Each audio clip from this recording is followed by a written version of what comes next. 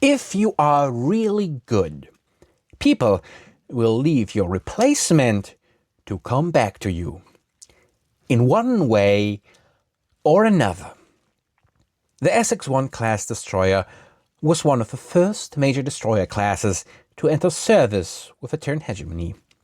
It was designed primarily for sentinel duty around strategically important worlds, serving as a command ship for squadrons of corvettes.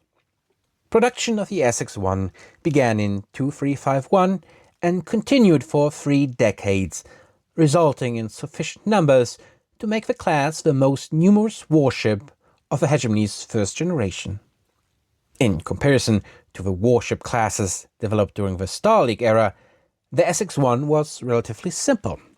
Small and built around a light frame, it lacked the ruggedness of later designs, but pioneered several features that would become characteristic of subsequent Terran Hegemony vessels. The Essex I served first throughout the Age of War and then the Reunification War.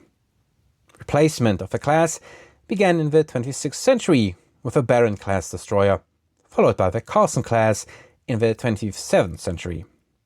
The introduction of a Naga-class destroyer in 2645 marked the end of the Essex I service in the Star League Navy.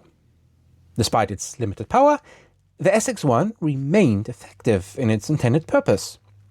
Positioned between the Vigilant and the Lola I in terms of capability, it was not intended for fleet engagements, but for patrol duties and policing smaller craft.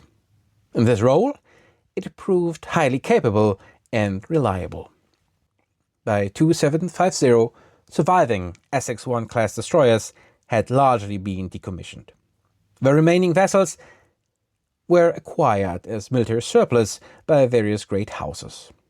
At this time, the Capellan Confederation operated 2 ships, the Line Commonwealth 4 and the Draconis Combine 5. The Rimworld's Republic maintained the largest number, operating 40 Essex I-class destroyers, surpassing the combined total of the great houses. The Essex I could accelerate at up to 2.5 Gs and relied on a combination of naval autocannons and naval lasers. Its forward armament included 2 NAC-10s mounted in the nose, with additional NAC-10s positioned in each broadside, the aft left and right arcs, and the front left and right arcs, with 3 in each of the later. The aft carried 4 NL-45 lasers, while 3 more NL-45s were installed in the front left and right arcs. Smaller NL-35s were mounted 4 per broadside on the aft left and right arcs. 330 tons of standard armor protected the vessel. Structurally, the Essex I was lightly built, possessing the least armor of any destroyer of its time, although it shared the same internal structure as the Baron class. Its strength lay in reliable thrust rather than resilience.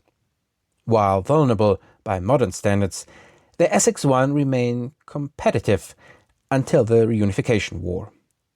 However, it performed poorly as an anti-fighter platform, which limited its ability to support other ships in this role.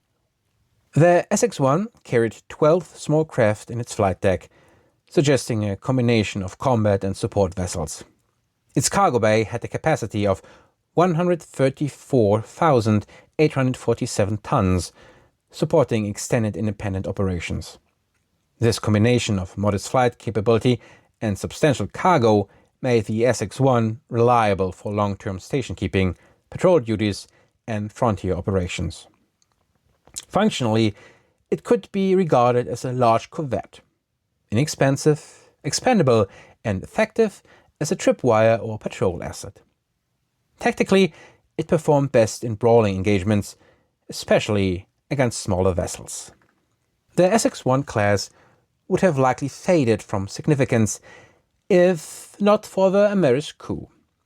Renewed warship construction across the innersphere in the 2760s, spurred by the coup, prompted the Capellan Confederation to revive production.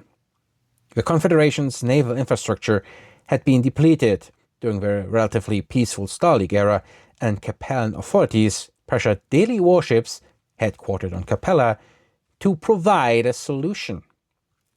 With Carver 4 and its shipyards under siege until 2773, daily warships smuggled the designs for both the Vincent-class corvette and the Essex I out of the Amaris Empire and resumed production at Capella.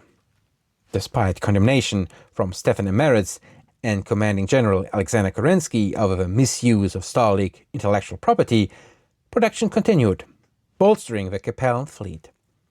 The ships produced during this period were somewhat outdated and underweight relatively to contemporary vessels.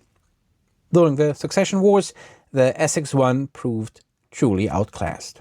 The Federated Sons, in Free Worlds League, concentrated their fleets along internal borders, allowing Capellan forces relative freedom early in the First Succession War. Nonetheless, soon the Essex I became an easy target, and none survived beyond 2830.